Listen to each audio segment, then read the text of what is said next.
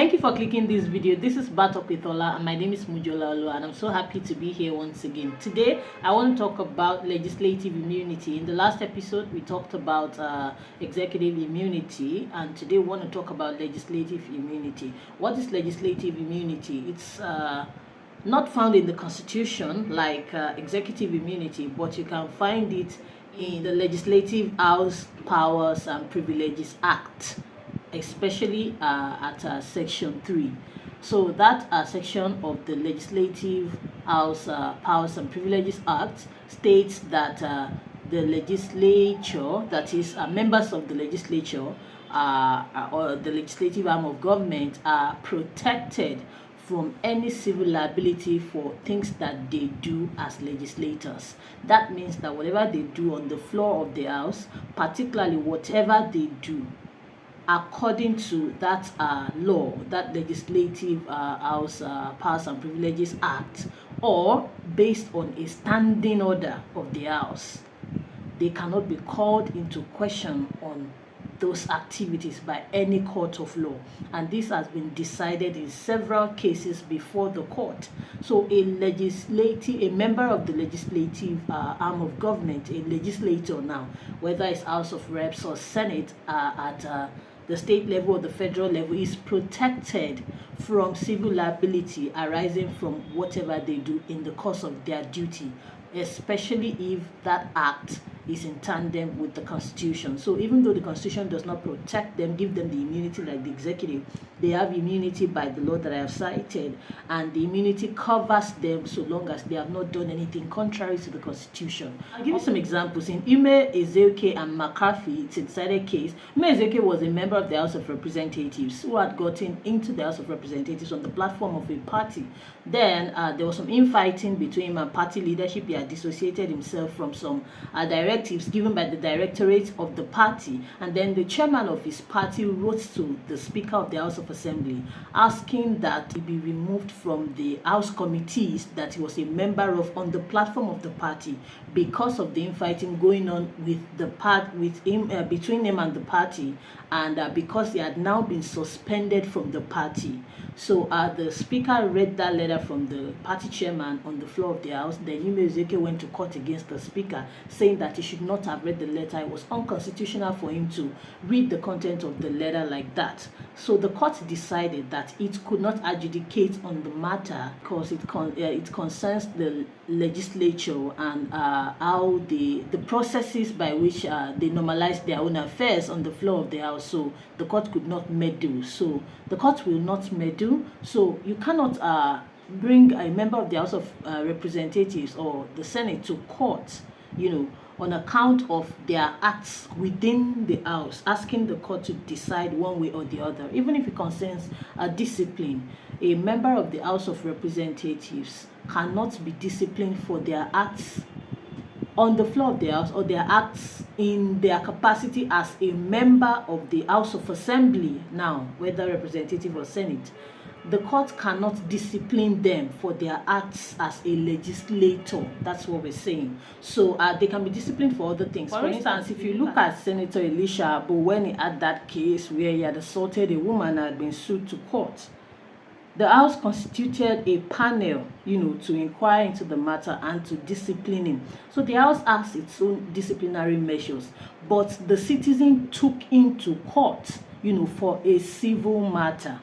And the court decided that matter because he was not acting in his capacity as a senator at the point where he went into the sex toy and assaulted the woman. You can read the case.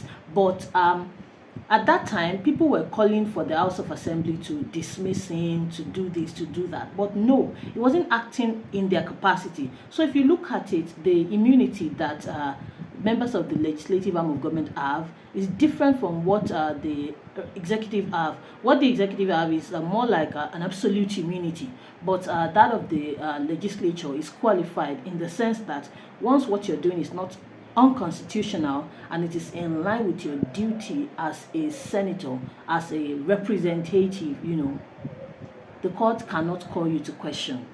But if it's different, as in the case of Senator Abu, he's still a senator as we speak.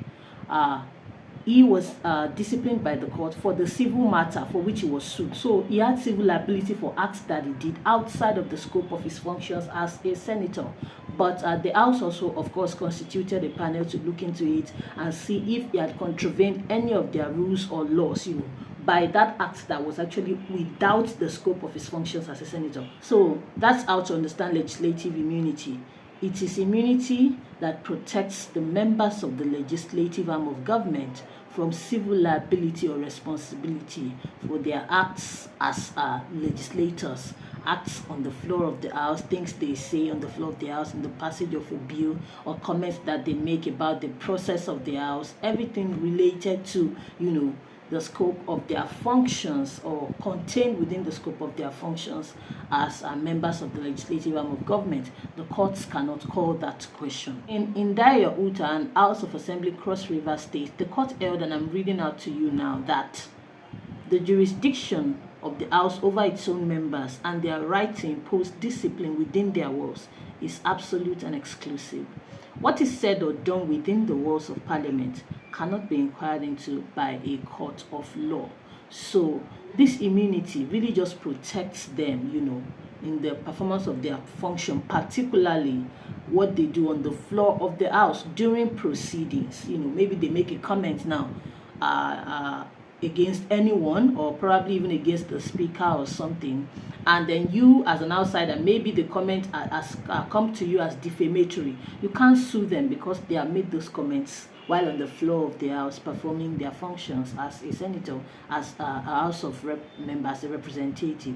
So that's essentially the limit of their immunity. So if they do something criminal, they can be sued, tried for criminal acts. If they do something civil, if they commit a tort, for instance, like Senator Elisha's instance that I gave earlier, they can also be tried for their civil wrongs. But when it pertains to what they are doing on the floor of the House, what they are doing within the scope of their legislative functions, they cannot be held liable. Also, if you're serving a process, you cannot serve a process on a member of the House of Assembly or the Speaker or the Senate President while the sitting is going on. That is, while the House is in session, a process cannot be validly served on any member of the House. So that's another form of immunity for them. So if, for instance, a member of the House is evading process or service of processes, you have to look for a time when they are not in session on the floor of the House to serve them, the process. So that's all I have for you in this video. I hope you understand legislative immunity. It's limited in scope, much more than executive immunity. And of course, we're going to be talking in the next video about judicial immunity. I hope that you are watching these videos and I hope you are liking them. And I'd love to read comments from you. Continue the conversation in the comment section. Please check the description box. I always leave you gems in there. I will see you in my very next video. Toodles.